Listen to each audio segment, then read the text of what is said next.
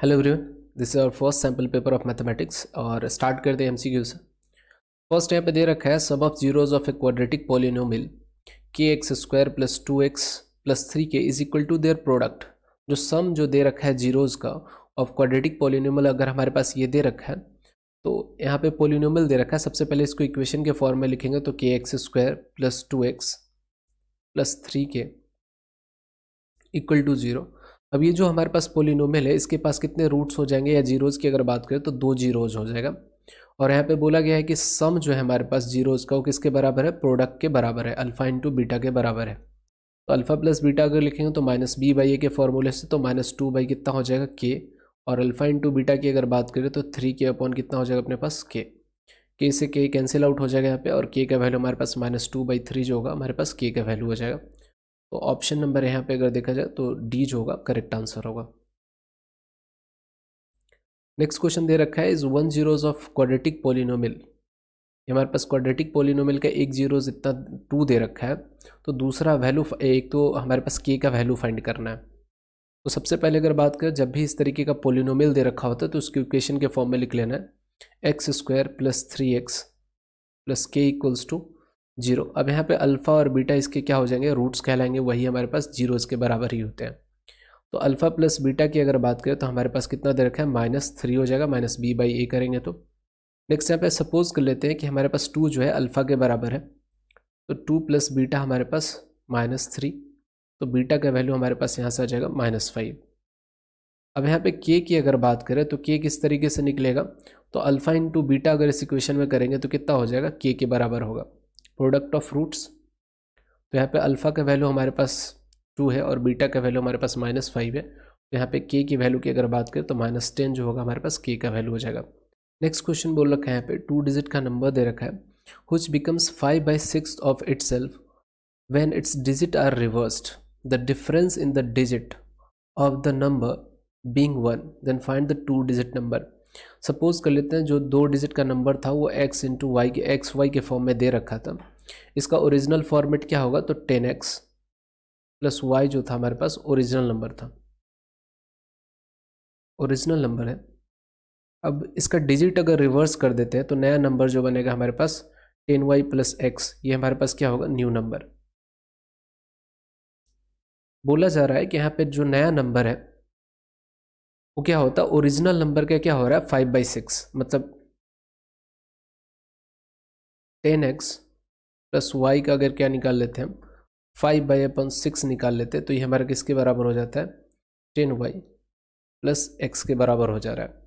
यहाँ से मल्टीप्लाई करेंगे तो हमारे पास 50x plus 5y is equal to 60y plus 6x आ रहा है। यहाँ से अल्टीमेटली 6 सॉल्व करेंगे तो 44x इज इक्वल टू अपने पास कितना आ जाएगा, 55y। यहाँ से सॉल्व करेंगे तो हमारे पास 4x जो होगा वो 5y के बराबर आ जाएगा 11 से डिवाइड करने पे। ये हमारे पास इक्वेशन नंबर फर्स्ट। नेक्स्ट यहाँ पे कंडीशन दे रखा है, यहाँ पे डिफरेंस ऑफ द डिजिट। मैं सपोज करके चलता हूँ कि यहाँ पे x हमारा अगर बड़ा होगा y से, तो यहाँ पे x माइनस वाई अपने को दे रखा है 1 के बराबर दे रखा है, तो दोनों तरफ इसमें कितने से मल्टीप्लाई कर लेते हैं अपन, 4 से मल्टीप्लाई कर लेते हैं। तो ये नंबर कितना हो जाएगा, 4x minus 4y is equal to 4। अब यहाँ पे सिमिलरली 4x का वैल्यू इक्वेशन नंबर 2 से फर्स्ट से पुट करेंगे यहाँ पे, तो 5y हो जाएगा, 5y minus 4y is equal to 4 हो जाएगा हमारे पास। अल्टीमेटली यहाँ पे हमारे पास y का वैल्यू कितना आ रहा है, 4 आ रहा है। अल्टीमेटली हमारे पास y का वैल्यू 4 आ रहा है। तो यहाँ से भी एक ही आधा ही क्वेश्चन सॉल्व करके आप ऑप्शन एलिमिनेट करके ऑप्शन नंबर बी टिक कर सकते हो। अदरवाइज हमारे पास और भी है, x माइनस वाई जो है हमारे पास कितना दे रखा है 1, तो यहाँ से x का वैल्यू अगर सॉल्व करेंगे तो हमारे पास कितना हो जाएगा 1 प्लस 4, दैट मीन्स x का वैल्यू 5। तो जो नंबर रहा होगा हमारे पास ओरिजिनल नंबर हमने इस फॉर्मेट पे माना है, तो हमारे पास नंबर कितना रहा होगा 54, that means option number B. वैसे इस क्वेश्चन में अगर बात करें तो आप ऑप्शन से भी एलिमिनेट कर सकते थे। किस तरीके से, यहाँ पे देखा जाए तो हमारे पास 2 नंबर दे रखा है, तो ये सी और डी तो ऐसे ही ऑप्शन हटा देते क्योंकि डिफरेंस जो दे रखा है वो हमारे पास दोनों नंबर का डिफरेंस कितना दे रखा है, 1 दे रखा है। अब यहाँ से जो कंडीशन दे रखा है, दो ऑप्शन को चेक कर लेते हैं इसी के कंडीशन से, तब भी हमारे पास आंसर यहाँ से एलिमिनेट होकर क्या रहता है, इतना ज़्यादा सॉल्व करने की ज़रूरत नहीं थी। नेक्स्ट यहाँ पे देखते हैं, हमारे पास बोल रखा है values of p for line representing pair of linear equations to be parallel. अगर हमारे पास ये पैरेलल अगर है, that means infinitely many solutions वाला केस है,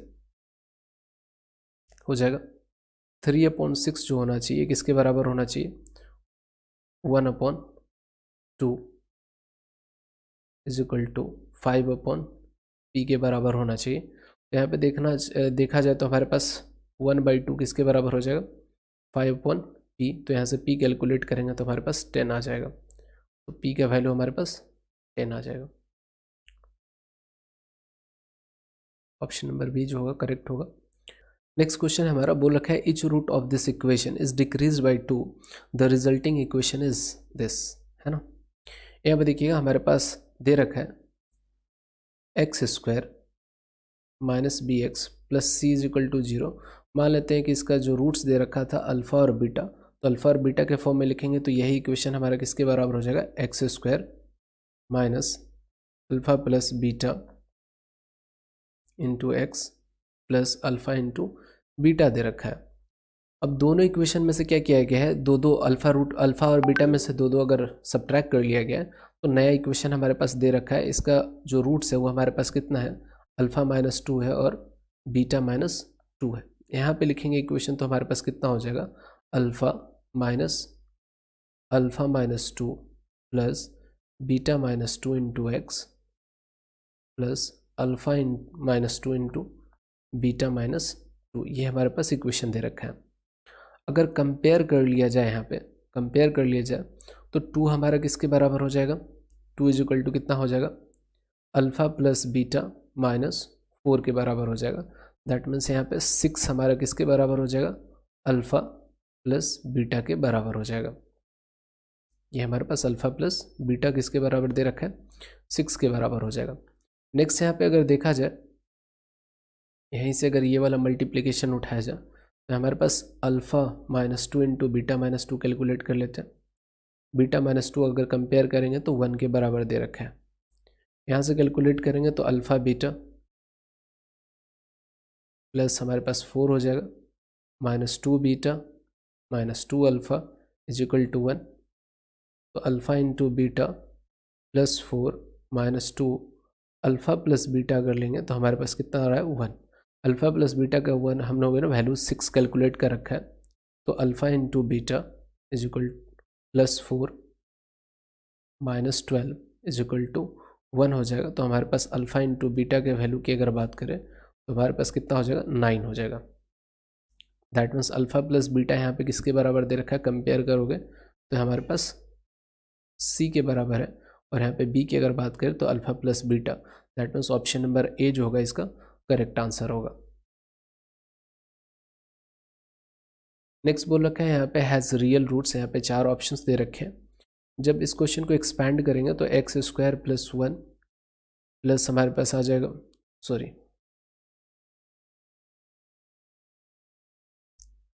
नेक्स्ट क्वेश्चन हमारे पास इस तरीके से क्वेश्चन दे रखा है। यहाँ पे अपने को इस तरीके से दे रखा है, इसमें से कौन सा ऑप्शन करेक्ट है। तो सबसे पहले तो एक्सपैंड करेंगे हम लोग, तो हमारे पास आ जाएगा x⁴ plus 1 plus 2x² minus x² is equal to 0। यहाँ से अगर देखा जाए तो x⁴ plus x² plus 1 is equal to 0 के बराबर अपने को दे रखा है। इस तरीके के इक्वेशन को सबसे पहले हम मान लेते हैं सॉल्व करने के लिए कि जो x² होगा हम उसको y मानेंगे। x⁴ की अगर बात करें तो ये हमारा किसके बराबर हो जाएगा, y²। तो यहाँ पे वैल्यू सब्सटीट्यूट कर देंगे। ये जो वैल्यू हम लोगों ने एज्यूम किया है इस इक्वेशन में क्या करेंगे, इसको सब्सटीट्यूट करेंगे तो हमारे पास कितना आ जाएगा, y² plus y plus 1 equals to 0। यहाँ पे सबसे पहले अगर बात कर ले y का वैल्यू कैलकुलेट कर लेते हैं तो यहाँ पे हमारे पास डिफरेंस आप देख पाओगे कि हमारे पास क्या टूट नहीं पाएगा।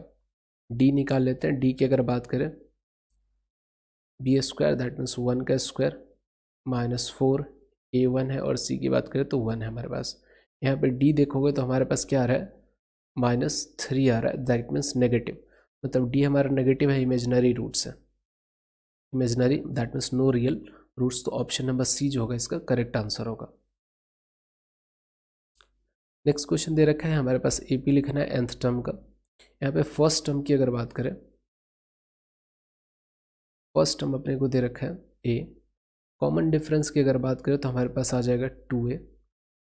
अपने को लिखना है A N term, A N term कितना होगा, ए एन की अगर बात करें तो लिख सकते हैं a plus n minus 1 into D होता है, डी की जगह पे यहाँ पे पुट करेंगे 2a।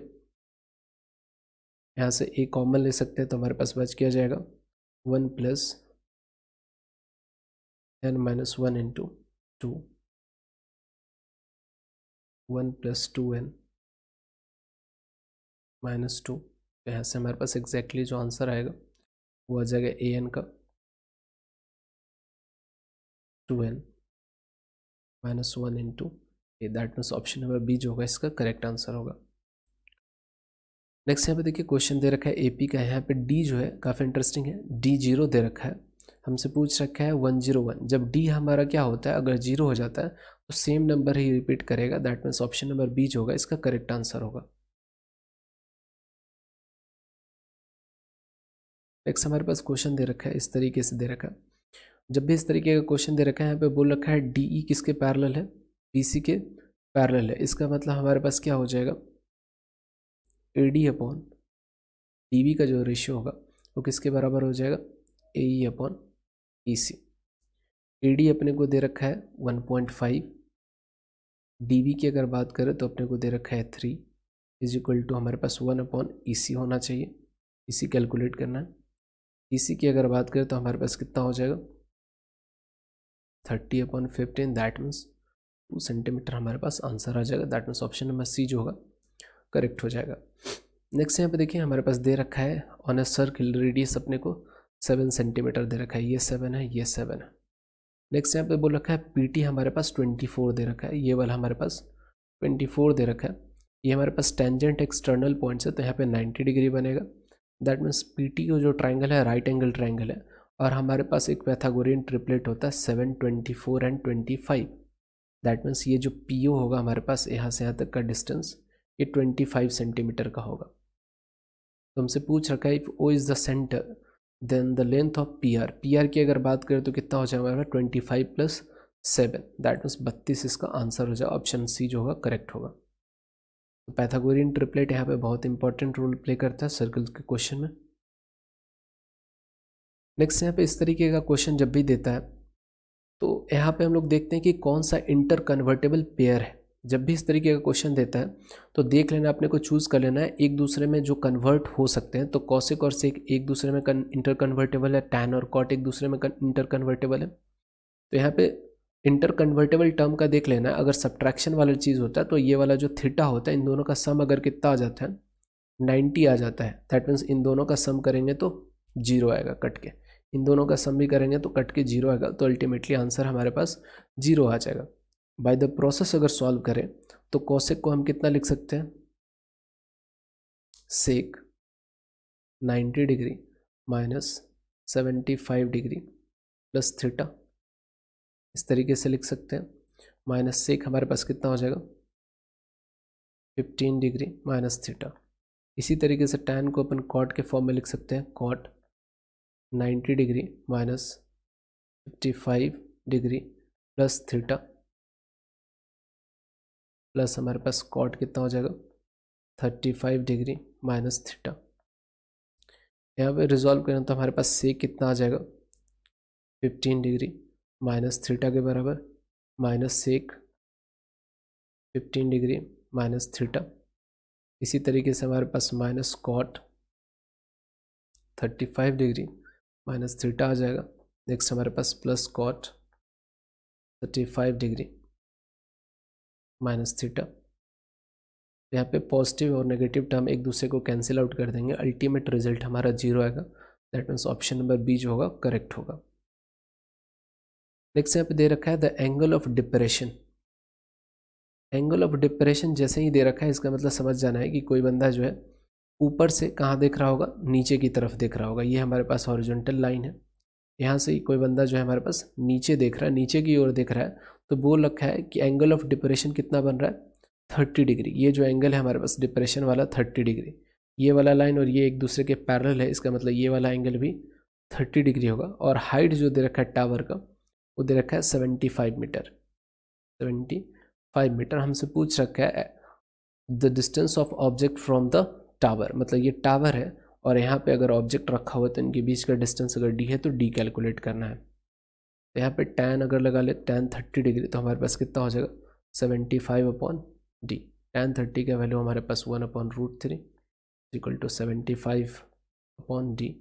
कैलकुलेट करेंगे तो d का वैल्यू हमारे पास 75√3। ऑप्शन नंबर जो हो जाएगा हमारे पास सी जो होगा करेक्ट आंसर हो जाएगा। इसी हमारे पास स्क्वायर है जिसका साइड 7 सेंटीमीटर है और OAC जो है हमारे पास एक क्वाड्रेंट है जिसका सेंटर O है, मतलब शेडेड रीजन का यहाँ पे एरिया निकालना है। यहाँ पर देखा जाए तो हमारे पास जो साइड है वही हमारे पास क्या होगा इस क्वाड्रेंट का रेडियस होगा। साइड हमारे पास 7 सेंटीमीटर दे रखा है, इसको अपन मान लेते हैं साइड A, तो रेडियस भी हमारे पास A के बराबर हो जाएगा। तो एरिया ऑफ शेडेड रीजन की अगर बात करें तो हमारे पास क्या हो जाएगा area of square minus area of क्या हो जाएगा क्वाड्रेंट। एरिया ऑफ स्क्वायर की अगर बात करें तो हमारे पास 7 के स्क्वायर माइनस कितना हो जाएगा पाई 7 के square on 4, 49 minus 49 into 3.14 upon कर सकते हैं हम लोग 4 कर सकते हैं।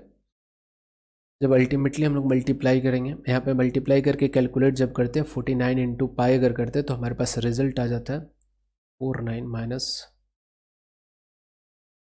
1536 और डेसिमल होता है और नीचे में 4 होता है। जब यहाँ से डिवाइड करेंगे तो हमारे पास रिजल्ट आ जाएगा 38.46 और जब सब्ट्रैक्शन की अगर बात करें तो हमारे पास 10.54 ये रिजल्ट आता है। 1 डिजिट तक यहाँ पे लिया गया, that means option number A जो होगा करेक्ट होगा। एरिया ऑफ शेडेड रीजन जो होगा हमारे पास 10.5 सेंटीमीटर स्क्वायर आएगा।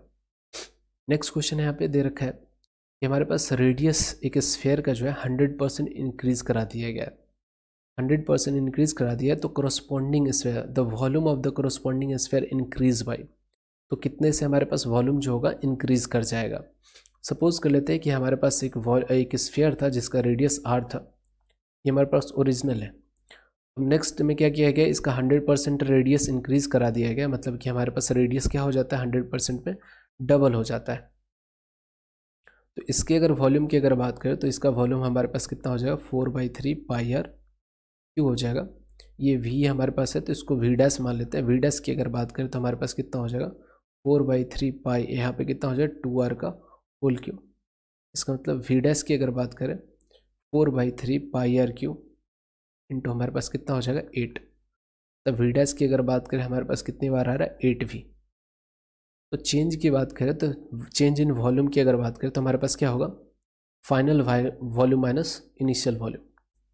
फाइनल वॉल्यूम हमारे पास कितना है, ये हमारे पास फाइनल है मतलब नया है, अल्टीमेट रिजल्ट है, ये हमारे पास इनिशियल है। फाइनल वॉल्यूम हमारे पास 8v है और इनिशियल वॉल्यूम हमारे पास v है। दैट मीन्स चेंज की अगर बात करें 7v हमारे पास आ रहा है। तो परसेंटेज इंक्रीज की अगर बात करें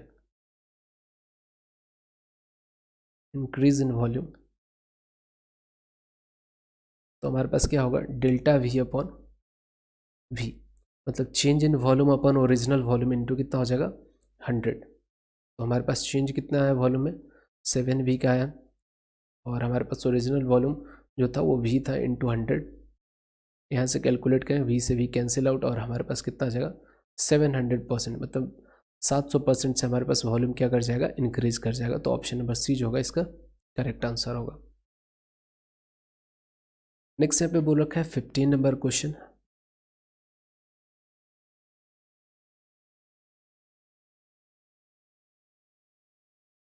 to mean plus mode is equal to median.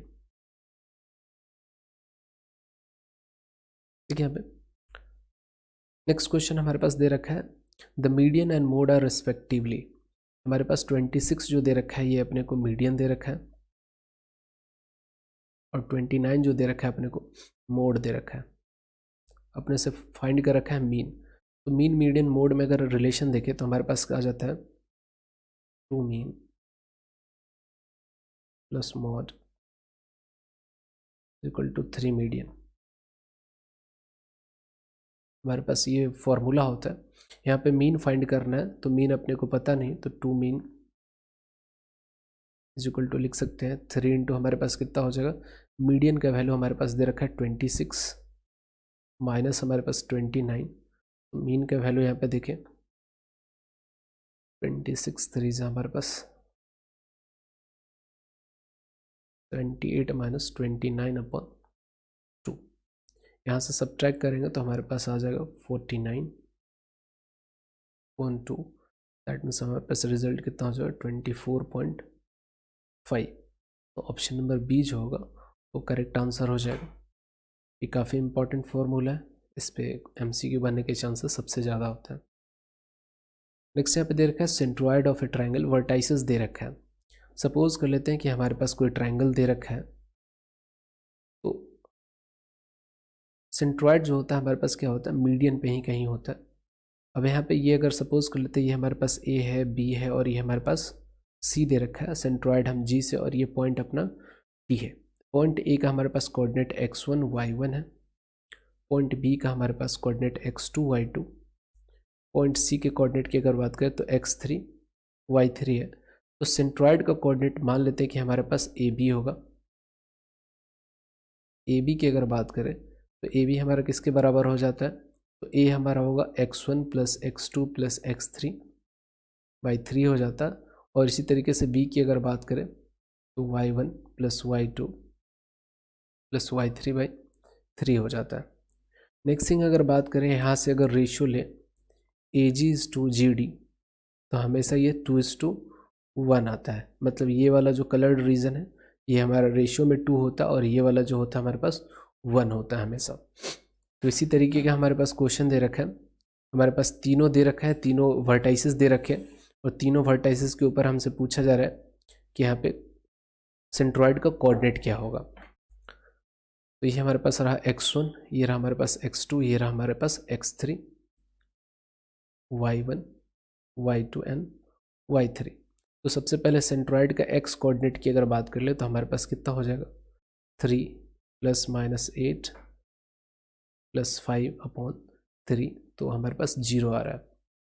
इसी तरीके से y की अगर कैलकुलेट कर ले तो हमारे पास आ जाएगा -7 प्लस 6 प्लस 10 अपॉन 3। तो हमारे पास रिजल्ट जो होगा हमारे पास आ जाएगा 6 9 अपॉन 3। दैट मीन्स हमारे पास 3, y के वैल्यू हमारे पास 3।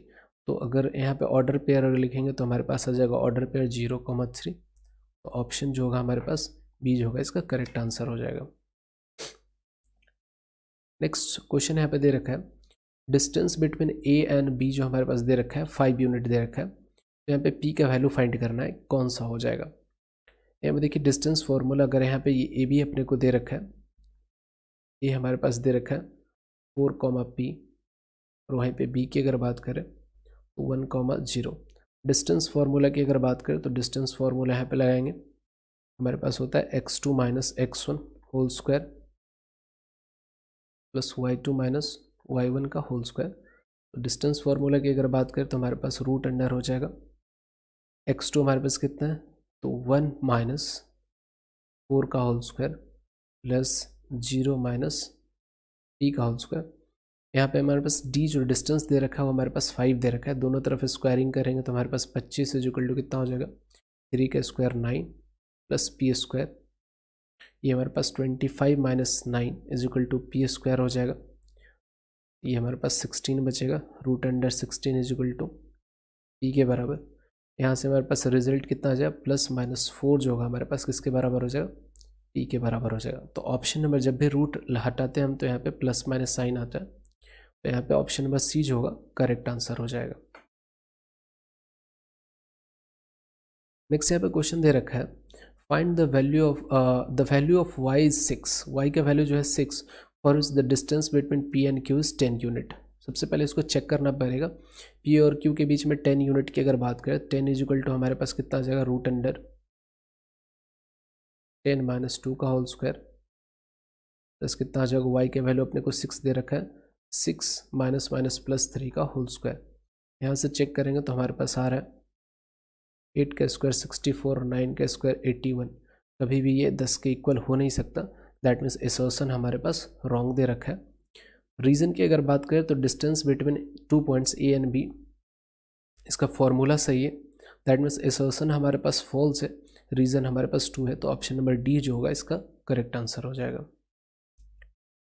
नेक्स्ट असर्शन में दे रखा है 13/3125 is a terminating decimal fraction.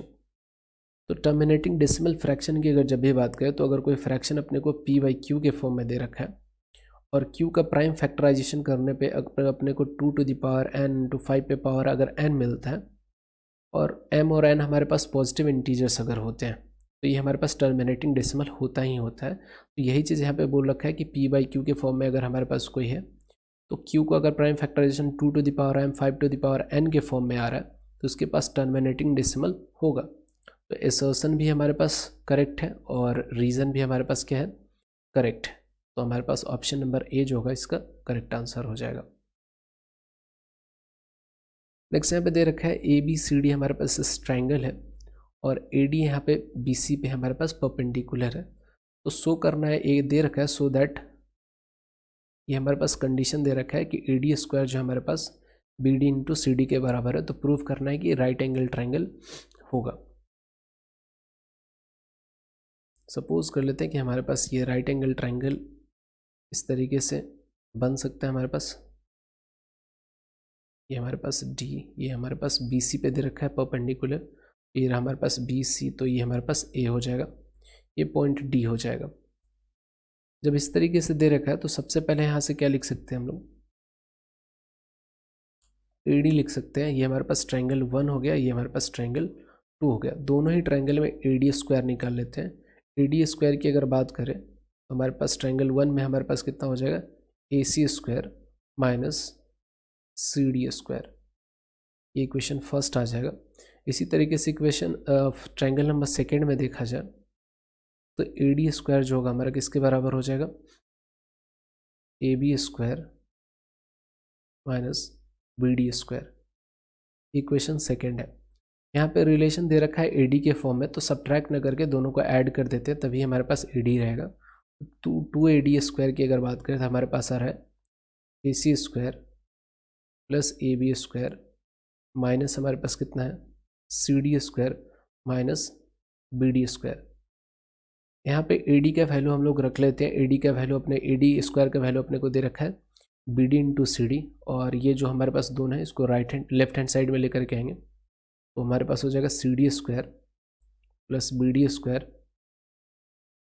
Plus 2 B D into C D is equal to A C square plus A B square.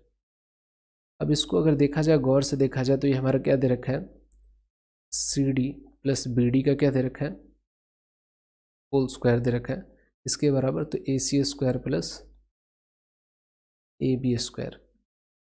यहाँ पे C plus C D plus यहाँ पे अगर देखा जाए तो ये B D plus C D की अगर बात करें तो हमारे पास किसके बराबर आ रहा है, ये बी सी के बराबर है। इसका मतलब बी सी स्क्वायर की अगर बात करें ये हमारे पास A C square plus A B square दे रखा है। तो ये हमारे पास दो साइड के स्क्वायर का सम जो है तीसरे साइड के स्क्वायर के बराबर है।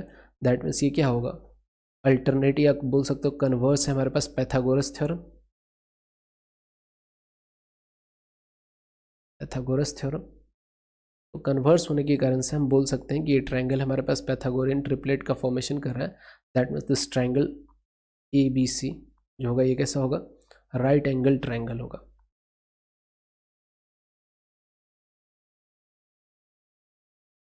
नेक्स्ट क्वेश्चन यहाँ पे दे रखा है। इस क्वेश्चन के कॉन्सेप्ट की अगर बात करें तो जब भी इस तरीके का फिगर दे रखा हो तो सपोज कर लेते हैं ये अपने को x दे रखा है और ये ए बी अपने को y दे रखा है, सी बी अपने को अल्फ़ा दे रखा है और ये डी ए अपने को बीटा दे रखा है। तो इसका कॉन्सेप्ट यही होता है कि आमने सामने वाला साइड का सम जो होता है हमेशा कांस्टेंट होता है। x प्लस वाई जो होगा हमेशा अल्फ़ा प्लस बीटा के बराबर ही होगा। तो ये हमारे पास कॉन्सेप्ट होता है। अब चलते हैं क्वेश्चन पे। तो यहाँ पे ए बी कितना दे रखा है, 6 दे रखा है। तो A B that means Y, तो 6 दे रखा है। बी सी की अगर बात करें तो 9, बी सी हमारे पास कितना दे रखा है, अल्फ़ा दैट मीन्स 9। नेक्स्ट यहाँ पे सी डी की अगर बात करें तो 8 दे रखा है सी डी। और हमसे पूछा जा रहा है कौन सा, ए डी।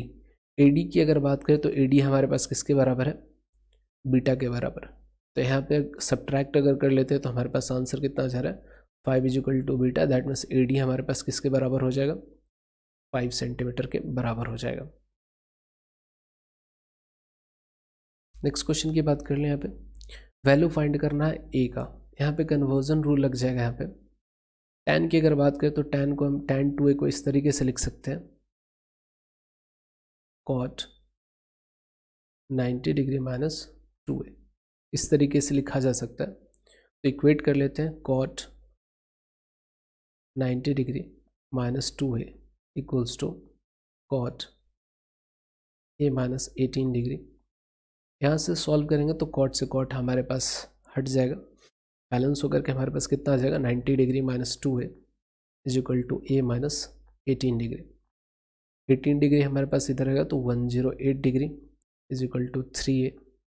ठीक है, वैल्यू यहाँ पे कैलकुलेट करेंगे तो हमारे पास 108 degree upon 3 is equal to a, यहाँ से कट करेंगे तो हमारे पास 36 डिग्री आ जाएगा। 36 डिग्री हमारा क्या होगा, a का वैल्यू होगा।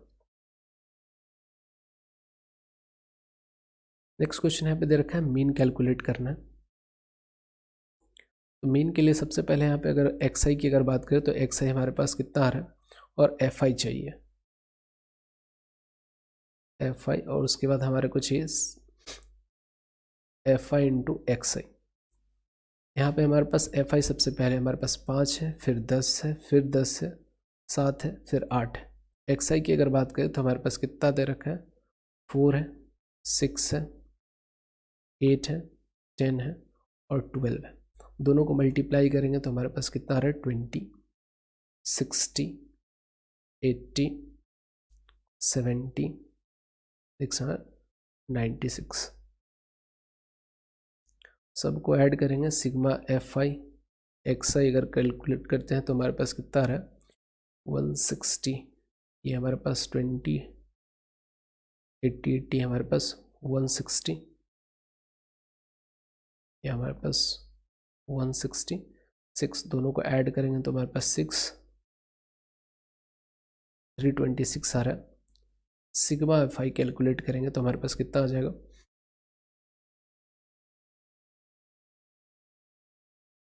32, 32 और 40।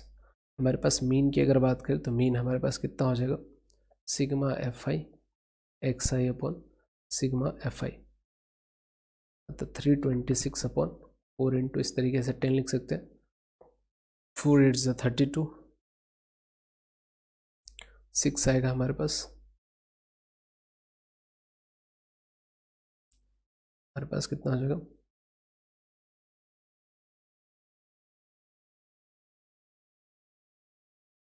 बस 1 टाइम्स में लगेगा तो ऑलमोस्ट हमारे पास x का जो वैल्यू होगा 8.01 हमारे पास क्या आ जाएगा, मीन आ जाएगा।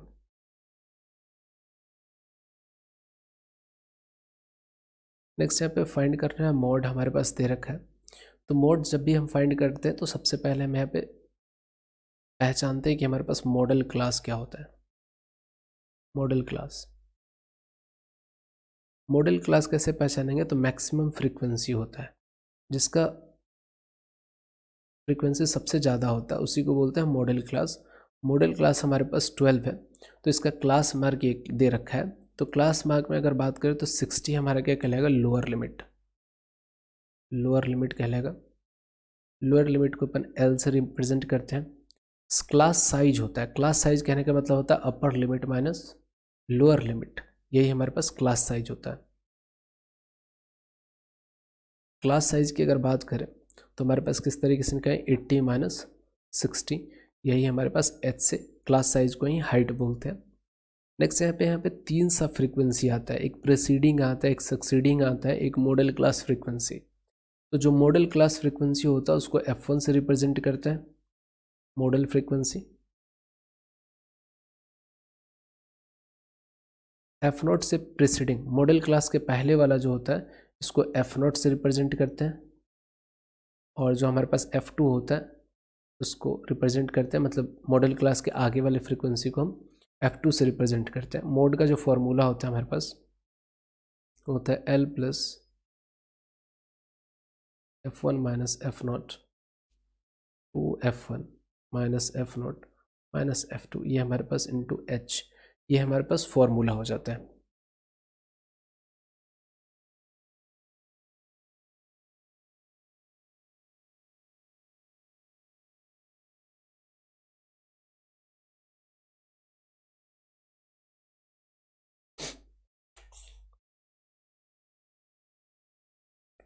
इस क्वेश्चन की अगर बात करें तो इस क्वेश्चन में हमारे पास मॉडल क्लास कितना दे रखा है,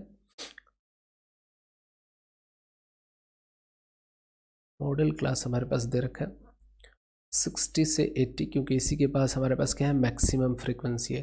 दैट मीन्स इसका फ्रीक्वेंसी हम किससे रिप्रेजेंट करेंगे, f1 से।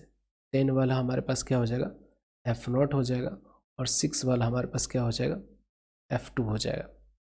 क्लास हाइट की अगर बात करें तो क्लास हाइट h का मतलब कितना हो जाएगा 80 minus 60, that means 20। Lower limit कितना हो जाता है, क्लास जो भी हमारे पास मॉडल क्लास है उसका लोअर लिमिट हमारे पास 60 है। मोड का हमारे पास फॉर्मूला हो जाता है L plus F one minus F not upon two F one minus F naught minus F two into हमारे पास कितना हो जाता है एच। लोअर लिमिट हमारे पास 60 है। F one minus F not अगर करेंगे तो हमारे पास 2 आ जाएगा। एच की अगर बात करें तो हमारे पास 20 दे रखा है। 2f1 की अगर बात करें तो हमारे पास 24 माइनस हमारे पास कितना है F not, that means minus 10, और f2 माइनस 6। हमारे पास एग्जैक्ट रिजल्ट आ जाएगा 60 प्लस 40 अपॉन हमारे पास 16। हमारे पास बच कितना जाएगा 8 से कट करेंगे 5 टाइम्स में, दैट मीन्स मोड हमारे पास आ जाएगा 65। इवन डेटा का हमारे पास मोड जो होगा वो 65 हो जाएगा। नेक्स्ट क्वेश्चन यहाँ पे दे रखा है explain why the given numbers are composite numbers. देखिए यहाँ पे कंपोजिट नंबर और प्राइम नंबर होता है क्या है, कंपोजिट नंबर में क्या होता है more than 2 factors, more than 2 factors. Prime number की अगर बात करें तो इसके पास 2 ही फैक्टर होते हैं एग्जैक्टली, एक 1 होता है और दूसरा क्या होता है नंबर इटसेल्फ। तो यहाँ पे अगर सपोज कर देंगे कि हमारे पास जो भी गिवन नंबर है उसके पास एक से ज़्यादा फैक्टर है, दैट मीन्स वो क्या हो जाएगा कंपोजिट।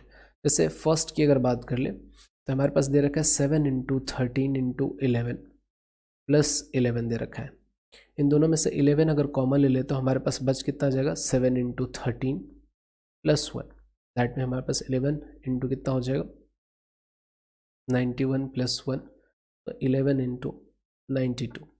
यहाँ पे देख लिया जाए तो हमारे पास क्या होगा, इसका फैक्टर क्या क्या है हमारे पास, सिंपल फैक्टर जो यहाँ पे दिख जाएगा आपको 11 हो गया, 1 हो गया, 2 हो गया। यहाँ पे क्लियरली एक 3 है, इससे ज़्यादा फैक्टर है एग्जैक्टली। ये फिर से हमारे पास कट जाएगा, ये 2 से कटेगा, फिर हमारे पास एक फैक्टर आ जाएगा 92 एक फैक्टर खुद का है। यहाँ पे 2 से ज़्यादा फैक्टर है, दैट मीन्स ये हमारे पास क्या हो जाएगा कंपोजिट नंबर है। यहाँ पे यही लिखना था आपको, this number has more than 2 factors, और इसको शो करना था। अगर बात करें तो यहाँ पे हमारे पास इस नंबर में शो करना है, यहाँ पे 3 कॉमन ले लेंगे तो हमारे पास बच जाएगा ब्रैकेट का 7 into 6 into 5 into 4 into 2 plus 1। यहाँ पे सॉल्व करेंगे तो हमारे पास 3 42 इंटू 20 इंटू 2 प्लस 1। सॉल्व करेंगे 3 42 इंटू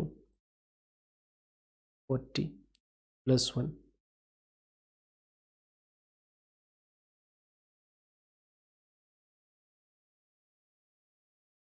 इसको सॉल्व करने के बाद एग्जैक्टली हमारे पास 3 इंटू कितना आ रहा है 1681। 1681 की अगर बात करें तो ये हमारे पास 44 का स्क्वायर होता है, दैट मीन्स 3 इंटू 44 इंटू 44 लिखना पड़ेगा, 44 को हम क्या लिख सकते हैं, 3 इंटू 4 इंटू 11, 4 इंटू 11। यहाँ पे देख पाओगे तो ये जो नंबर हमारे पास है इसके पास कितने फैक्टर्स हैं, क्लियरली 3 दिख रहा है, 4 दिख रहा है, 1 दिख रहा है, 11। मतलब ये जो नंबर हमारे पास एग्जैक्टली ये जो नंबर आ रहा है इसके बाद मोर देन 2 फैक्टर्स है। दैट्स वाई ये जो नंबर जो दे रखा है ये हमारे पास क्या हो जाएगा, कंपोजिट हो जाएगा। यहाँ पे भी हम अपने को दे रखा है कि शो करना है कि ये प्राइम है या फिर कंपोजिट है। यहाँ पे हमारे पास 4 कॉमन ले सकते हैं, इनमें से 4 अगर कॉमन ले ले तो हमारे पास बच क्या जाएगा, 3 इंटू 3 इंटू 101 प्लस 1, तो 4 हमारे पास हो गया, 9 इंटू 101 प्लस 1, 909 प्लस 1, और ये हमारे पास 4 है। सॉल्व करेंगे तो 4 इंटू कितना आ जाएगा हमारे पास, 910। 910 को किस तरह से एक्सपैंड कर सकते हैं, तो 4 इंटू हमारे पास हो जाएगा 7 इंटू 5 इंटू 2। यहाँ पे देख पाओगे कि हमारे पास फैक्टर्स क्या है, ये जो नंबर आएगा टोटल इसके पास मोर देन क्या है, हमारे पास 2 फैक्टर्स है। दैट्स वाई ये हमारे पास क्या हो जाएगा, कंपोजिट नंबर हो जाएगा। यहाँ पे दे रखा है sum of 4 consecutive numbers in AP is 32। The ratio of the product of first and last term to the product of 2 middle terms.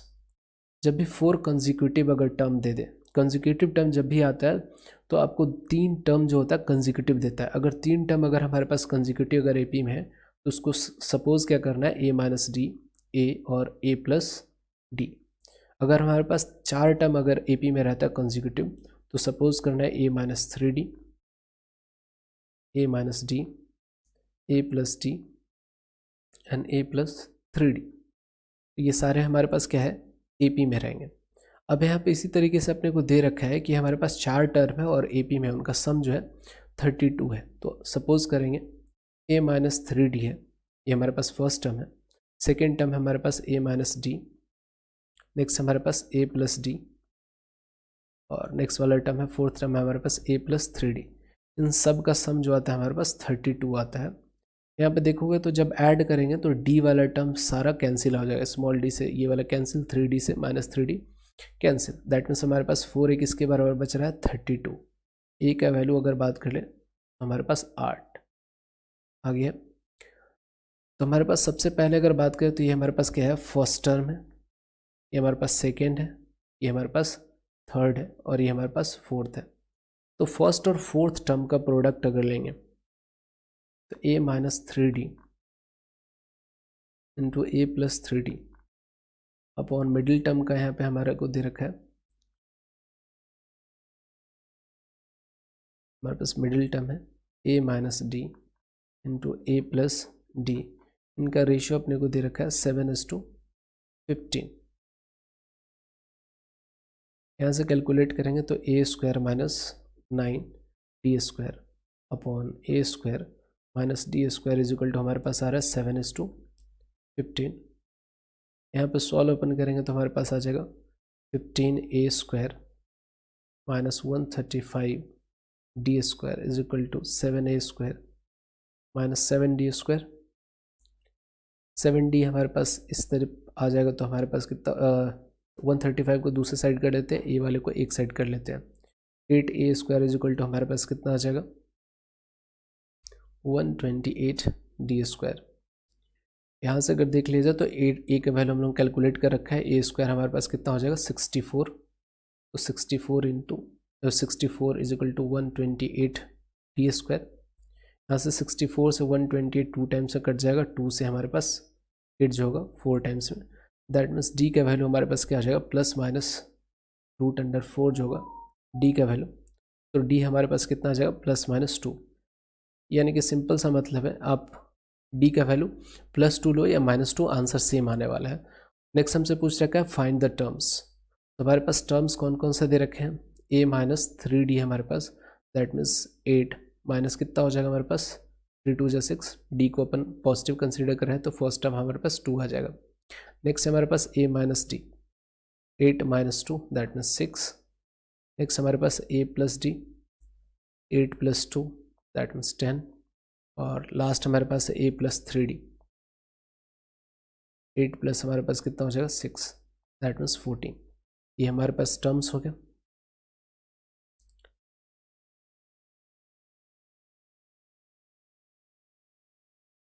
Next question दे रखा है हमारे पास,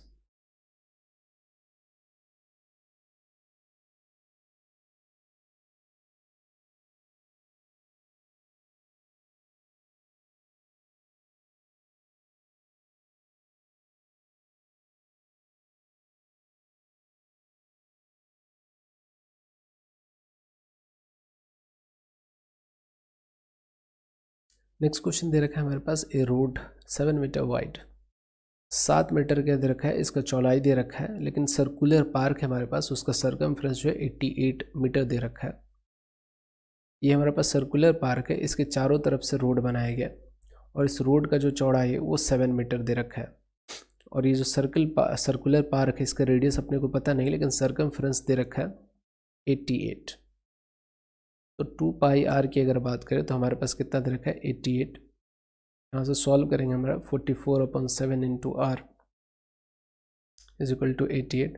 हमारे पास 2 टाइम्स में कट जाएगा, आर का वैल्यू हमारे पास 14 मीटर आ जाएगा। मतलब जो पार्क का रेडियस है हमारे पास वो 14 दे रखा है। तो ये रहा हमारे पास area of path, that means ये हमारे पास पाथ है। तो एरिया ऑफ पाथ अगर निकालेंगे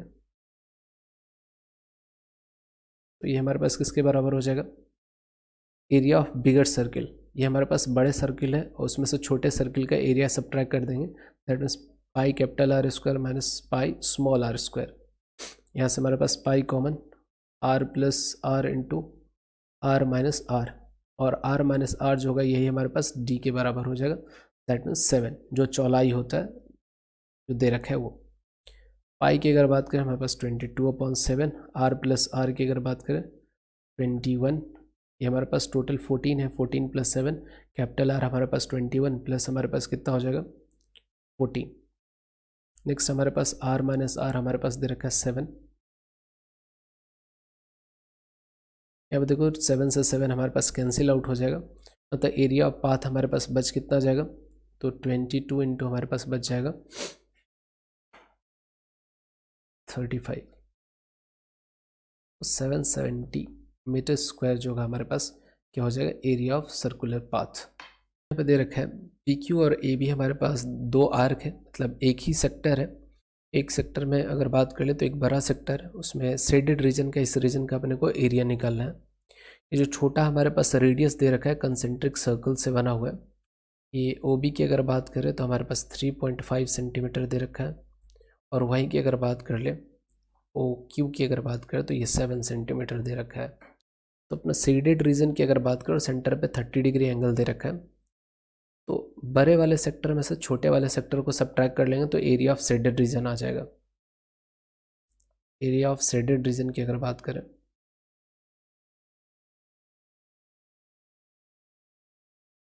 तो हम क्या लिख सकते हैं, जो बड़ा वाला रेडियस है उसको कैपिटल आर और जो छोटा वाला रेडियस है उसको स्मॉल आर से कंसिडर कर लेंगे। मतलब pi capital R square θ/360 degree minus pi small R square θ/360 degree. ये फॉर्मूला लगाएंगे तो हमारे पास आंसर इजीली आ जाएगा। यहाँ से कॉमन क्या लिख सकते हैं, तो pi theta that means 30 degree upon 360 अपन कॉमन ले सकते हो, तो हमारे पास बच क्या जाएगा, R plus small R into R capital R minus small R बच जाएगा। यहाँ से हमारे पास बच जाएगा पाई/12। आर प्लस आर की अगर बात करें तो हमारे पास 10.5 इंटू 33.5। नेक्स्ट यहाँ पे पाई के वैल्यू अगर पुट करें तो 22/7 इंटू 1/1/12 टू 105/10 इंटू 35/10।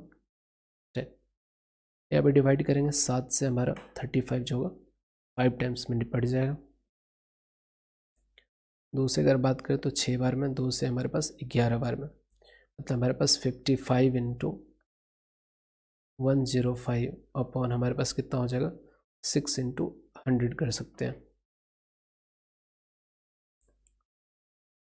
एग्जैक्टली जब हम लोग मल्टीप्लाई करेंगे 55 इंटू 105 तो हमारे पास रिजल्ट आ जाएगा 5776 अपॉन 6 इंटू 100।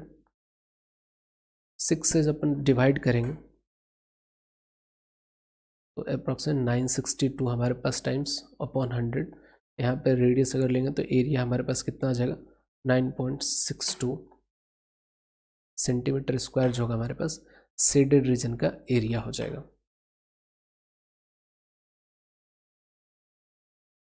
नेक्स्ट यहाँ पे मोड कैलकुलेट करना है। यहाँ पे फिर से अगर देखा जाए तो मॉडल क्लास हमारे पास कितना दे रखा है, मॉडल क्लास 12 to 16 दे रखा है। यहाँ पे हमारे पास ये किसके बराबर हो जाएगा F1 के बराबर, ये हमारे पास F2 है और ये हमारे पास F0। L की वैल्यू की अगर बात करें तो अपने को 12 दे रखा है। हाइट की अगर बात करें तो अपने पास 4 है। तो यहाँ पे मोड की अगर बात कर ले, मोड का फॉर्मूला हमारे पास होता है L plus F0 minus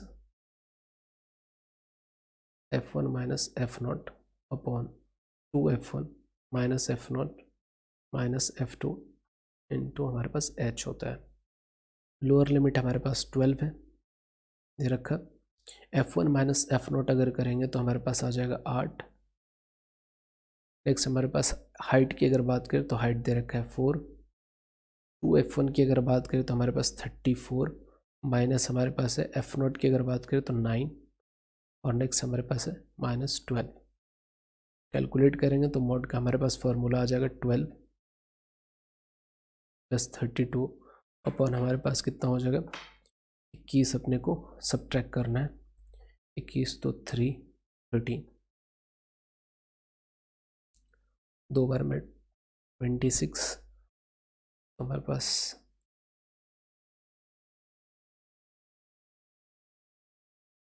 4 times ना 2.4 आ जाए तो हमारे पास आ जाएगा एग्जैक्टली 14.4 जो हमारे पास मोड आ जाएगा।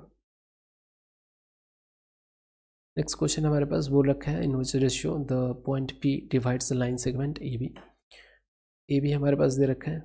बी का हमारे पास पॉइंट दे रखा है 6, -3 और नेक्स्ट ए की अगर बात करें ए का कोऑर्डिनेट अपने दे रखा है 2, 3। सपोज कर लेते हैं कि P हमारे पास पॉइंट है, इसका जो दे रखा है कोऑर्डिनेट 4, M दे रखा है और P जो पॉइंट है सपोज कर लेते हैं कि हमारा k:1 के रेशियो में डिवाइड कर रहा होगा। तो x कोऑर्डिनेट की अगर बात करें तो x कोऑर्डिनेट का हमारे पास वैल्यू आ जाता है mx2 plus nx1 upon m plus n। यही फॉर्मूला लगाएंगे कि ये हमारे पास m के बराबर है और 1 जो है हमारे पास यहाँ पे n के बराबर है। तो इसी तरीके से यहाँ पे अगर बात कर ले 4 हमारा किसके बराबर हो जाएगा तो k×6 प्लस 1×2 अपॉन k+1। यहाँ पे हमारे पास हो जाएगा 4k + 4 = 6k + 2। 2 इधर आ जाए तो हमारे पास 2 और k इधर हमारे पास आ जाए तो 2k। यहाँ पे k:1 की अगर बात करें तो 1 = कितना आ रहा है k:1। दैट मीन्स हमारे पास ये जो रेशियो है P जो हमारे पास क्या हो जाएगा मिड पॉइंट हो जाएगा, क्योंकि k:1 का रेशियो अपने को 1:1 दे रखा है। मतलब k का वैल्यू 1 है, 1 का वैल्यू अपने को 1 दे रखा है। तो यहाँ पे m की वैल्यू की अगर बात करें तो मिड पॉइंट जब होता है तो हमारे पास y1 + y2 अपॉन 2 का फॉर्मूला लगा सकते हैं। तो m हमारे पास हो जाएगा 3 + -3 अपॉन 2। दैट मीन्स m का वैल्यू हमारे पास 0 हो जाएगा। नेक्स्ट यहाँ पे दे रखा है इक्विलेटरल ट्रायंगल, इसका साइड 3 यूनिट दे रखा है। Find the coordinate of other 2 vertices. यहाँ पे अदर 2 वर्टाइसेस कहने का मतलब ये अपने को वर्टाइसेस दे रखे हैं। यहाँ पे वर्टाइसेस यहाँ पे अगर बात करें तो ये हमारा x एक्सिस, ये हमारे पास y एक्सिस है। तो x एक्सिस पे y का वैल्यू हमेशा 0 होता है, तो 2, हमारे पास 0 हो जाएगा। यहाँ पे अगर बात करें तो ये हमारे पास 5, 0 हो जाएगा। नेक्स्ट इस क्वेश्चन में प्रूव करना है कि √5 जो है हमारे पास इरेशनल है। गिवन है हमारे पास √5 इज इरेशनल। सपोज कर लेते हैं, ऐसा मान लेते हैं कि 2√5 - 3 जो है हमारे पास रेशनल नंबर है जो कि a/b के बराबर है। जहाँ पे HCF की अगर बात करें AB की तो हमारे पास 1 होना चाहिए। दैट मीन्स हमारे पास सबसे स्मॉलेस्ट फॉर्म में AB लिखा हुआ है। 2√5 अगर लिखा जाए तो हमारे पास कितना हो जाएगा AB + 3। तो यहाँ पे अगर इस तरीके से लिखे √5 हमारे पास कितना होना चाहिए A + 3b/2b। अगर यहाँ पे हमारे पास 3 रेशनल नंबर है और a बाई बी भी हमारे पास रेशनल नंबर है, तो रेशनल नंबर में रेशनल नंबर ऐड करते हैं तो रेशनल होना चाहिए। लेकिन बट यहाँ पे हमारे पास क्या आ रहा है, यहाँ पे रेशनल में रेशनल ऐड करने के बाद भी हमारे पास किसके बराबर आ रहा है, इरेशनल। तो कंट्राडिक्शन हमारा यहाँ पे रॉन्ग हो जाता है और इस तरीके से हम लिख सकते हैं कि 2√5 - 3 इज़ इरेशनल। तो ये प्रोसेस आपको करना है और इसके फॉर्म में लैंग्वेज एक्सप्लेन करना है। नेक्स्ट यहाँ पे बोला क्या, फॉर व्हाट वैल्यू ऑफ के द फॉलोइंग लीनियर इक्वेशन है infinitely many solutions. Infinitely many solutions की अगर बात करें तो यहाँ पे 2 अपॉन कितना हो जाएगा हमारे पास, x का कोफिशिएंट k + 1, 3 अपॉन कितना होना चाहिए, 2k - 1 = 7 अपॉन k + 1, 4k + 1। यहाँ पे किसी दो का रेशियो अगर ले ले तो 2 इंटू लिख सकते हैं 2k - 1 = 3 into k + 1, 4k - 2 = 3k + 3। हमारे पास रिजल्ट आ जाएगा k = 5, मतलब k का वैल्यू अपन यहाँ पे 5 रखेंगे तो हमारे पास इन्फाइनाइटली मेनी सॉल्यूशंस आ जाएंगे और ये कंसिस्टेंट हमारे पास कंडीशन होता है। इन्फाइनाइटली मेनी सॉल्यूशन कहने का मतलब ये हमारे पास कोई लाइन अगर ए बी है, इसी के ऊपर हमारे पास कोई दूसरा लाइन सी डी अगर एकदम एग्जैक्टली ओवरलैप कर जाता है तो इन्फाइनाइटली मेनी सॉल्यूशन का कंडीशन बनता है। अगर हमारे पास इन्फाइनाइटली मेनी सॉल्यूशंस होते हैं तो कंडीशन होता है a1/a2 = b1/b2 = c1/c2। नेक्स्ट यहाँ पे देखिए, ये अपने पास दे रखा है, cost of 2 kg apple and 1 kg grapes on a day was found to be 160. After a month the cost of 4 kg of apples and 2 kg grapes is 300. Represent the situation algebraically and geometrically. Suppose कर लेते हैं कि Apple जो है वो market में x पर kg था और जो हमारे पास ग्रेप्स है उसका y पर kg था। तो फर्स्ट केस में यहाँ पे 2 kg एप्पल है, दैट मीन्स 2 kg एप्पल का प्राइस जो होगा 2x हो जाएगा और ग्रेप्स की अगर बात करें 1 kg है, मतलब उसका प्राइस y हो जाएगा। इसी तरीके से दूसरी बार जब खरीदा जाता है तो 4 kg Apple that means 4x और 2y, तो इन दोनों को जब ऐड करते हैं तो फर्स्ट कंडीशन में हमारे पास 160 आ रहा है और सेकेंड कंडीशन में दे रखा है हमारे पास 300। ये हमारे पास इक्वेशन फर्स्ट है और इक्वेशन सेकेंड। यहाँ पे सिचुएशन बताना है कि कैसा कंसिस्टेंट है या इनकंसिस्टेंट सिस्टम होगा। तो आप सिंपल सा देखो, इक्वेशन फर्स्ट को यहाँ पे अपन मल्टीप्लाई सॉल्व करने की कोशिश करते हैं तो हमारे पास इक्वेशन फर्स्ट कितना हो जाएगा, 4x + 2y = 320 हमारे पास आ रहा है और इक्वेशन सेकेंड हमारे पास कितना है, 4x + 2y = 300। यहाँ पे देख पाओगे, यहाँ पे सॉल्व नहीं कर पाएंगे, ना तो x का वैल्यू हमारे पास आएगा और ना ही y का वैल्यू आएगा, तो ये कैसा हो जाएगा, इनकंसिस्टेंट है, नो सॉल्यूशन, इनकंसिस्टेंट सिचुएशन है, नो सॉल्यूशन हमारे पास हो जाएगा। Separation of the top and bottom of an 8 metre tall building from the top of multi storeyed building are 30 and 45 degrees respectively. Find the height of multi-story building and distance between the two buildings. यहाँ पे ये figure देखिए, हमारे पास एक 8 metre का building दे रखा है, 8 metre का है, उसके ऊपर से बड़े वाली बिल्डिंग से एंगल ऑफ डिप्रेशन जो दे रखा है अपने को, ये दे रखा है अपने को 30 डिग्री दे रखा है और साथ साथ कितना दे रखा है, बड़े वाले 45 डिग्री। जब नीचे देखते हैं दैट मीन्स ये एंगल अपने को दे रखा है 45 डिग्री और ये वाला अपने को दे रखा है 30 डिग्री। नेक्स्ट हमसे पूछ रखा है difference in the two building, distance क्या होगा इसके बीच का। सबसे पहले अगर बात कर ले तो ये हमारे पास सपोज कर लेते हैं कि हाइट हमारे पास क्या हो जाएगा, h हो जाएगा। अगर ये 45 डिग्री का है तो इनके बीच का डिफरेंस भी ये वाला जो हमारे पास होगा ये भी h के बराबर ही होगा। अब यहाँ पे अगर बात कर ले तो ये हमारे पास रिमेनिंग इतने हाइट की अगर बात करें, अगर यहाँ पे अगर बात करें तो ये भी हमारे पास 8 मीटर होगा, तो ये जो हाइट हो जाएगा जस्ट ऊपर की अगर बात करें तो h - 8 हो जाएगा। तो यहाँ पे tan 30 की अगर बात कर ले, tan 30 डिग्री, तो हमारे पास कितना हो जाएगा, h - 8 अपॉन h हो जाएगा। tan 30 की बात करें तो 1/√3 = h - 8 अपॉन h। तो h इज इक्वल टू हमारे पास होगा √3h माइनस 8√3। यहाँ से सब्ट्रैक्ट कर लेंगे तो 8√3 इज इक्वल टू अपने पास आ जाएगा √3 माइनस 1 इंटू h हो जाएगा। हमारे पास हाइट की अगर बात करें तो 8√3 upon √3 minus 1 is equal to h होगा। रेशनलाइज करके लिखेंगे अपन तो 8√3 इंटू √3 प्लस 1 अपॉन हमारे पास 2 हो जाएगा। तो कट करेंगे तो 4। हमारे पास हाइट का जो वैल्यू आ जाएगा वो आ जाएगा हमारे पास 4√3 प्लस 1। ये हमारे पास हाइट का वैल्यू आ जाएगा। और हाइट के साथ साथ जो डिस्टेंस होगा दोनों बिल्डिंग के बीच का वो भी हमारे पास सेम टू सेम हो जाएगा। नेक्स्ट क्वेश्चन यहाँ पे दे रखा है, 2 पोल है हमारे पास, स्टैंडिंग है, रोड है हमारे पास दोनों जो भी पोल्स हैं उनके बीच में, और 2 इक्वल हाइट। यहाँ पे देखिए 2 पोल्स ऑफ इक्वल हाइट यहाँ पे दे रखा है। हाइट दोनों का इक्वल है। एक जो हमारे पास 60 डिग्री बना रहा है, एक हमारे पास 30 डिग्री बना रहा है। सपोज कर लेते हैं ये 60 डिग्री बना रहा है, ये हमारे पास 30 डिग्री बना रहा है, और दोनों पोल के बीच का डिस्टेंस जो अपने को दे रखा है वो 80 मीटर दे रखा है, वो 80 मीटर दे रखा है। साथ साथ मान लेते हैं कि ये हमारे पास कितना है, दोनों का हाइट अगर h है, ये हमारे पास h हाइट का दोनों बिल्डिंग है। सपोज कर लेते हैं ये जो पॉइंट P होगा जहाँ से ये बंदा देख रहा है वो पॉइंट P मान लेते हैं। तो यहाँ से पॉइंट P तक का डिस्टेंस अगर हमारे पास x है तो रिमेनिंग डिस्टेंस हमारे पास कितना हो जाएगा, 80 माइनस x हो जाएगा। सबसे पहले ये हमारे पास ट्रायंगल फर्स्ट है और ये हमारे पास ट्रायंगल सेकंड। ट्रायंगल सेकंड में यहाँ पे हम लोग tan 30 लगाएंगे।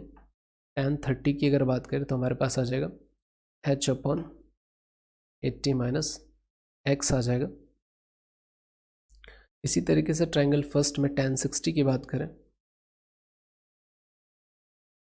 तो हमारे पास आ जाएगा h अपॉन x। tan 60 का मतलब √3 is equal to h upon x आ रहा है हमारे पास। इक्वेशन फर्स्ट है हमारे पास। इसी तरीके से यहाँ पे सॉल्व करेंगे तो √3 is equal to h upon 80 minus x। तो अपने को सबसे पहले तो हाइट फाइंड करना था और पोल के बीच का डिस्टेंस है ना, from the point, distance of the point from pole.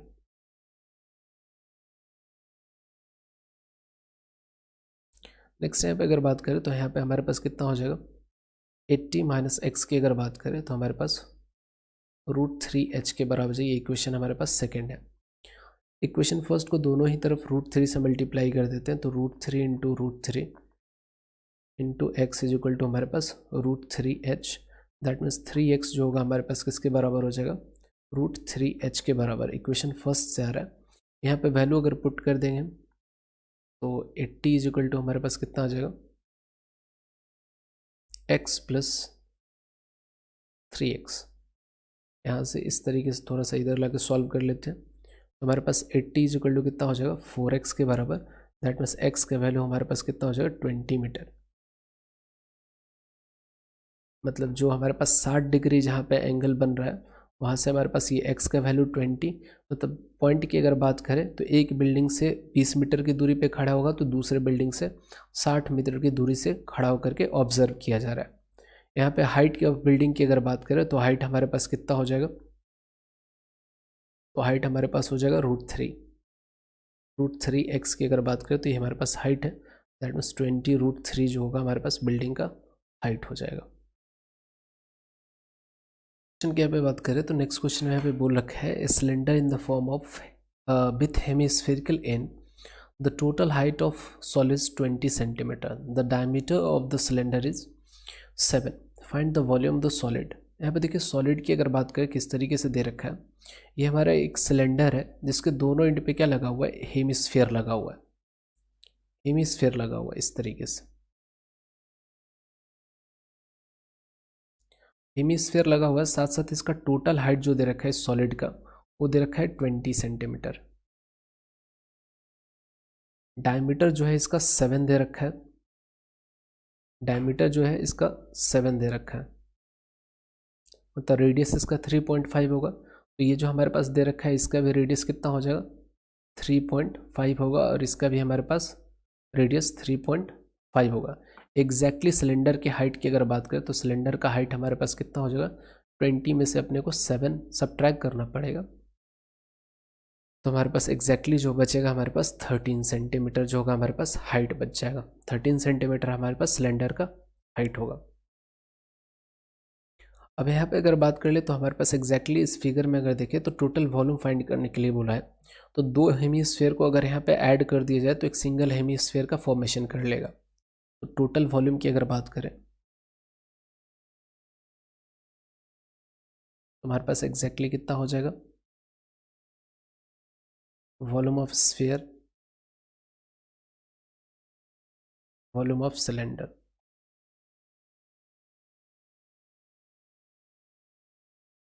Volume of sphere की अगर बात करें तो हमारे पास कितना हो जाएगा 4/3 पाई आर क्यूब, और जो रेडियस हमारे पास स्फीयर के लिए होगा वही रेडियस हमारे पास सिलेंडर के लिए होगा। तो हमारे पास कितना हो जाएगा पाई आर स्क्वायर एच। यहाँ से अपन क्या कॉमन ले सकते हैं, तो कॉमन यहाँ से ले सकते हैं, पाई आर स्क्वायर कॉमन ले सकते हैं। पाई स्क्वायर कॉमन लेंगे तो 4/3 हमारे पास बच जाएगा, 4/3 आर प्लस हमारे पास यहाँ पे एच बच जाएगा। यहाँ पे कैलकुलेशन करेंगे तो हमारे पास 22/7। आर की अगर बात करें तो हमारे पास रेडियस 35 इंटू कितना हो जाएगा 35/10, इस तरीके से लिख सकते हैं। नेक्स्ट हमारे पास ब्रैकेट में 4r की अगर बात करें तो हमारे पास कितना हो जाएगा 4 इंटू 35,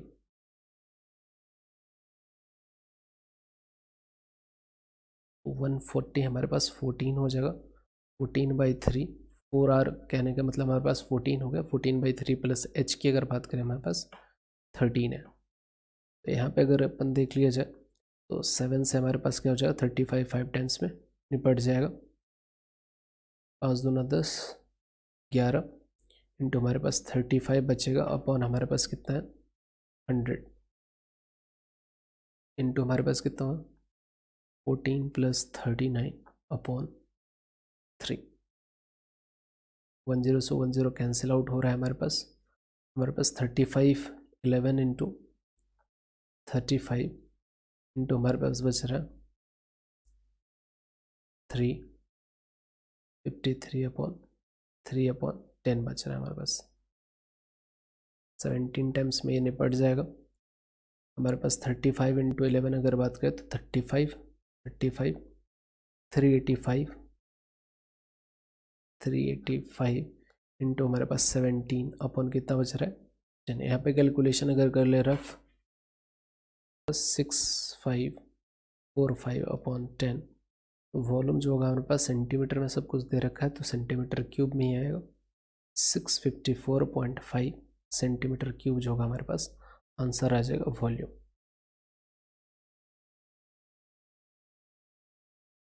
नेक्स्ट क्वेश्चन की बात करें तो हमारे पास बोल रखा है कि एक ऑटोमोबाइल मैन्युफैक्चरर है, वो मैक्सिमम प्रॉफिट करने के लिए 300 कार्स पर डे प्रोड्यूस कर रही है।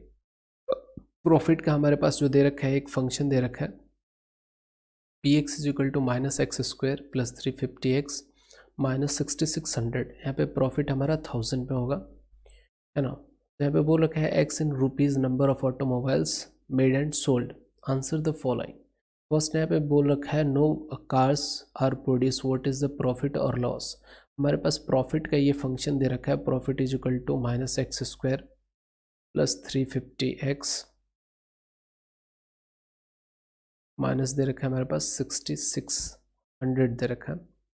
यहाँ पे अगर बात कर ले तो हमारे पास अगर कोई कार प्रोड्यूस नहीं होगा मतलब x का वैल्यू हमारे पास क्या है 0।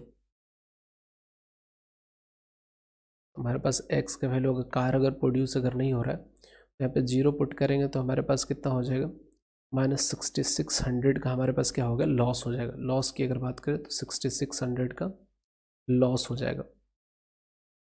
लॉस अगर लिख रहा है तो नेगेटिव साइन नहीं लगाएंगे, लॉस रखेंगे तो डायरेक्टली वैल्यू की अगर बात करेंगे तो 6600 की हो जाएगी। नेक्स्ट यहाँ पे देखिए what is the break even point, zero profit point, इसको ब्रेक इवन कहने का मतलब कोई भी प्रॉफिट नहीं हो रहा है। प्रॉफिट अगर नहीं हो रहा है तो सबसे पहले अपने को क्या निकालना पड़ेगा रूट्स निकालना होगा। प्रॉफिट हमारे पास कितना आना चाहिए 0 आना चाहिए। 0 कहने का मतलब एक क्वाड्रेटिक इक्वेशन में फॉर्म कर जाएगा। प्रॉफिट अगर 0 हो जाएगा मतलब x²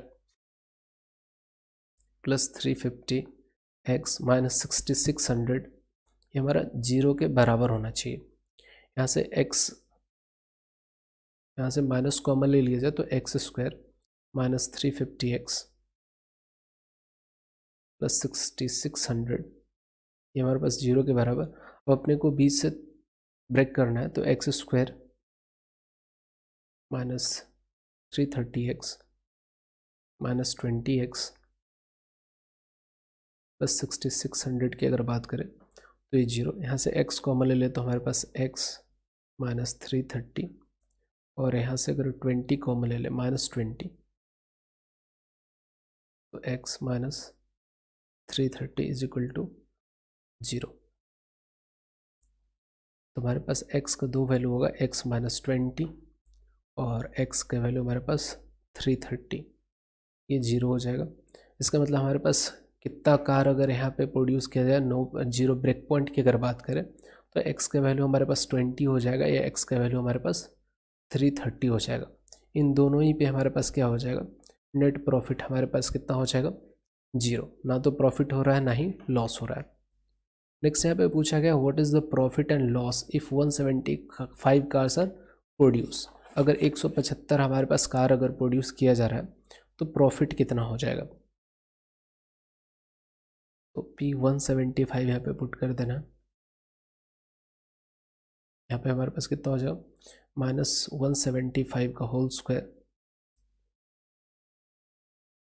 प्लस 350 इंटू 175 माइनस 6600। इसको सॉल्व करेंगे तो हमारे पास प्रॉफिट या लॉस अगर पॉजिटिव आया, यहाँ पे सॉल्व करने के बाद अगर पॉजिटिव में अगर हमारे पास रिजल्ट है दैट मीन्स प्रॉफिट, अगर हमारे पास नेगेटिव में अगर वैल्यू आता है तो लॉस होगा। ये